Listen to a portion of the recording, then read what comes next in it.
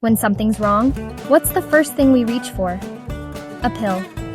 Doctors prescribe a capsule for your blood pressure, a tablet for your blood sugar, and a little something to sharpen a mind that's feeling foggy. We've been taught to believe the best solutions for aging come from a pharmacy. But what if the most powerful prescription for turning back the clock wasn't in a bottle at all? What if it was already in your own 2 feet? And what if the greatest anti-aging secret wasn't a secret, but a simple intuitive action we've just forgotten how to do? There's a silent epidemic happening in our living rooms and at our desks. It's a behavior so common we don't even see it as a threat. But a mountain of scientific evidence is telling us we're dead wrong. You've probably heard the phrase, "sitting is the new smoking." It's catchy, but it's not just a metaphor. A 2024 study in the Journal of the American Heart Association found that older women who sat for 11.7 hours or more per day had a staggering 30% increased risk of death. And that was true even if they exercised regularly. Let that sink in. Even if you hit the gym, spending the rest of your day anchored to a chair means you are still racking up serious health risks. But here's the good news. Here's the powerful, life-altering truth. You don't need to run a marathon. The cure, the reversal, could be as simple as standing up. In this video, we're going to unravel the science-backed story of how just 30 fewer minutes of sitting per day can completely change your health, sharpen your mind, and add vibrant years back to your life. This isn't about a grueling new workout. This is about one small, sustainable shift with the power to revolutionize the way you age. To truly grasp the power of this 30-minute habit, we first have to face the hidden enemy in our daily lives. It's not some complex disease, it's something so common we barely notice it. The enemy is the chair. For millions of years, the human body was a masterpiece of perpetual motion. Our ancestors were hunter-gatherers, and our entire physiology, from our heart to our metabolism, was finely tuned for a life of constant movement. We were built to move. Then, in an evolutionary blink, we stopped.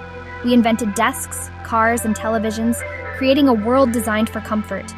We systematically engineered movement right out of our daily existence. And in doing so, we unknowingly unleashed a flood of health problems that we're only now starting to grasp.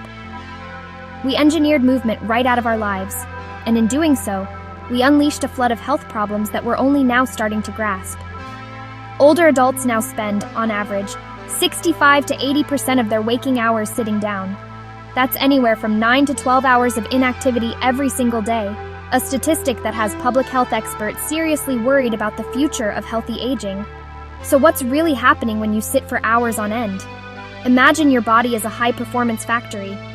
The moment you sit, it's like a factory-wide power down. Critical systems, your metabolic furnace, your circulatory network, all shift into a low-power standby mode. One of the first things to happen is that your metabolism, the engine that burns fuel, slows to a crawl. In fact, research shows the special enzymes in your blood vessels that grab fats from your bloodstream, called lipoprotein lipase, can become inactive after just a few hours of sitting. This has immediate and dangerous consequences. Your body's ability to regulate blood sugar gets worse as unused glucose builds up. The efficiency with which you process fats plummets, leading to lower levels of good HDL cholesterol. This metabolic slowdown is a primary reason for the increased risk of chronic diseases like type 2 diabetes and obesity, but the damage doesn't stop there. Your cardiovascular system takes a major hit. When you're sitting, blood flow gets sluggish, especially in your legs. This can lead to an increase in blood pressure and a higher risk of cardiovascular disease over time. A large-scale study that followed people for nearly 13 years found that those who mostly sat at work had a 34% higher risk of death from cardiovascular disease, even if they exercised regularly. That smoking comparison starts to feel less like a clever line and more like a direct warning, doesn't it? Beyond your internal chemistry, your body structure suffers too. Sitting for hours puts huge strain on your neck and lower back. The powerful muscles in your lower body, your glutes and legs, basically switch off, a phenomenon sometimes called gluteal amnesia. Over time, this leads to muscle atrophy, a weakening of the very muscles meant to keep you strong and mobile. Your joints can get stiff, your balance can get worse, and your risk of falls, a major threat to independence in later life, goes way up. And your brain? It's not separate from your body. It needs robust blood flow and oxygen to work its best. When you're sedentary, that flow is reduced. This can lead to brain fog, trouble concentrating, and can even affect your mood. Movement also stimulates crucial brain growth compounds. When we sit, we starve our brains of this stimulation. A sedentary lifestyle is linked to a higher risk for anxiety and depression. When we sit, we're not just shutting down our bodies, we're dimming the lights on our minds too. The picture is clear. Our modern chair-bound life is a direct assault on how our bodies are meant to function. It's a slow, silent process that accumulates damage day by day, opening the door to so-called age-related illnesses we've accepted as inevitable. But they're not. And that's the most important part of this story. Because this villain, the sedentary lifestyle, has a surprising weakness. It is incredibly fragile in the face of one simple, conscious choice: the choice to stand up. This brings us to the hero of our story. It's not some expensive drug or a grueling workout regimen. It's a simple, elegant solution backed by a wave of compelling science. Replacing just 30 minutes of sitting with light physical activity each day. The time it takes to watch a sitcom. It sounds almost too simple, but the benefits that unfold from this small change are revolutionary. Let's break down what happens when you reclaim those 30 minutes. First, let's talk about your heart. High blood pressure is a silent killer, putting immense strain on your arteries. A recent randomized clinical trial delivered some stunning proof.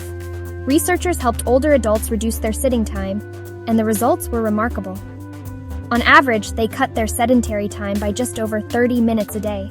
That tiny change led to a significant drop in their systolic blood pressure, the top number that measures pressure when your heart beats. The effect was so meaningful, some doctors noted it was comparable to what you see from increasing other types of physical activity. This is a game changer. It means without adding strenuous exercise, simply by standing and moving more, you can directly fight one of the biggest risk factors for heart disease and stroke. Second, your metabolism roars back to life. Remember how sitting shuts down your metabolic factory? Well, standing up and moving, even gently, is like flipping the master switch back on. The moment you move, those fat-burning enzymes in your bloodstream reactivate. Your muscles start calling for fuel, pulling sugar from the blood and improving your insulin sensitivity, which is key to preventing type 2 diabetes. One study found that replacing 30 minutes of sitting with light physical activity was associated with a 17% lower risk of early death. This isn't about burning tons of calories. It's about sending the right signals to keep your body's systems running as they should. The third benefit is one you'll feel in every step you take: reclaiming your strength and stability. A sedentary life weakens your muscles and stiffens your joints, following the use it or lose it principle. By choosing to stand, walk, or move for an extra 30 minutes a day, you're directly fighting that decline. You're firing up those large muscle groups in your legs and core, reminding them what they're for. This enhances muscle strength, improves joint mobility, and sharpens your balance. This isn't a small thing. It's the foundation of physical independence. It's the confidence to climb stairs, play with your grandkids on the floor, and drastically reduce your risk of a life-altering fall. Finally, and maybe most profoundly, there's the impact on your brain. The brain thrives on oxygen and stimulation. Even light physical activity, like a simple walk, has been shown in studies to improve cognitive function. Some studies suggest that even short bouts of light exercise can invigorate the brain, leading to immediate boosts in cognitive processing speed. Getting up and moving improves blood flow to the brain, reduces stress, and can significantly lift your mood.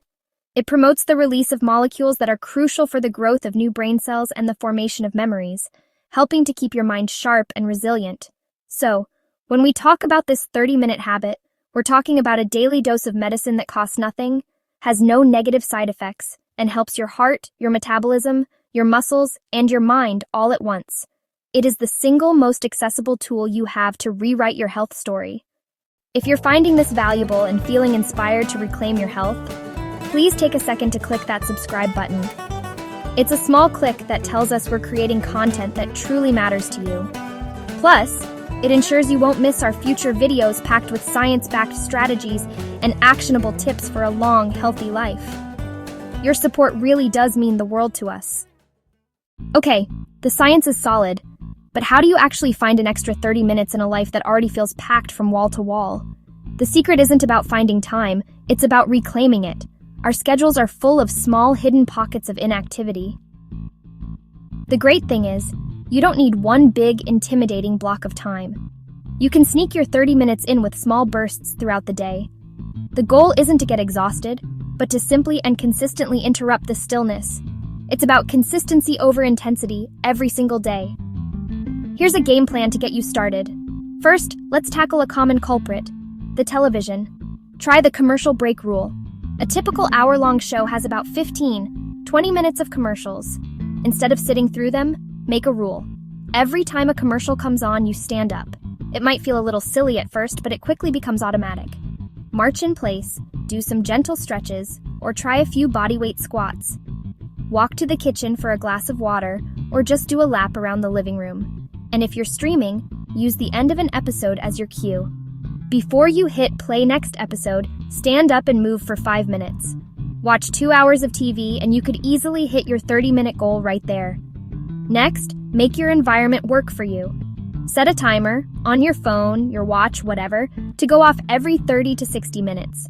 When it buzzes, that's your non-negotiable signal to stand up for a few minutes. Then, start habit stacking. Talking on the phone? Make it a habit to stand up and pace. Reading a book? Stand and read for a few pages. Waiting for the kettle to boil or the microwave to finish? Do some calf raises or counter push-ups. These aren't workouts, they're movement snacks. Think of them as little wake-up calls for your body, keeping your metabolic engine primed and preventing it from shifting into a dormant energy-storing state. The third strategy is to find the joy in movement by tying it to your hobbies. Think about what you already love to do. Gardening is a fantastic way to squat, bend, and walk. If you love to socialize, suggest a walk and talk with friends instead of meeting for coffee. Love listening to podcasts or audiobooks? Make them your walking companions. Even home DIY projects are a great source of movement. Put on your favorite music and dance in the living room for a few songs. Playing with grandkids is another wonderful way to get moving. The key is to reframe movement not as a chore, but as a natural and enjoyable part of the things you already love. And for those with limited mobility, where standing or walking isn't always an option, the principle is exactly the same. Move what you can, where you are. Seated exercises are incredibly effective at stimulating blood flow and engaging muscles. Try seated marching, lifting your knees like you're walking. Do gentle shoulder rolls, both forwards and backwards. Make circles with your wrists and ankles. Extend one leg at a time and hold for a few seconds. If you can, add a light resistance band for seated leg presses or arm pulls. Even these small, controlled movements send a powerful signal to your body, fighting the stagnation of being still. Finally, and this is the most important part, start small. So many health plans fail because we try to change our whole life overnight. This isn't about that. If you sit for 10 hours a day, your goal isn't to suddenly sit for 5. Your goal is to start with a win you can build on. This week, aim for just 10 extra minutes of light activity per day. That's it. Track your progress, not for judgment, but to see that snowball of success begin to roll. Once 10 minutes feels easy, aim for 15 the next week, then 20. By building your new habit gradually, you're creating a change that will stick for a lifetime, avoiding the burnout of an all-or-nothing approach. You're proving to yourself, 1 minute at a time, that you have the power to change your own health. We started with a question. What if the solution to many of aging's challenges wasn't a pill, but an action? The science is clear. The chair, our modern throne of comfort, has become a silent saboteur of our health. But the fix isn't extreme. It's elegant, accessible, and incredibly effective. The commitment to trade just 30 minutes of sitting for 30 minutes of light movement is a declaration of independence from a sedentary life. It's a prescription that can lower your blood pressure, reignite your metabolism, rebuild your strength, and sharpen your mind.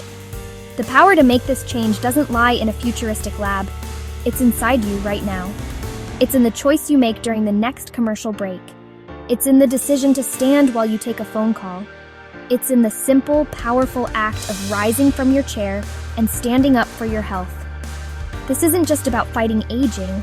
It's about embracing a more vibrant, mobile, and engaged way of living starting today. Now, I have a question for you.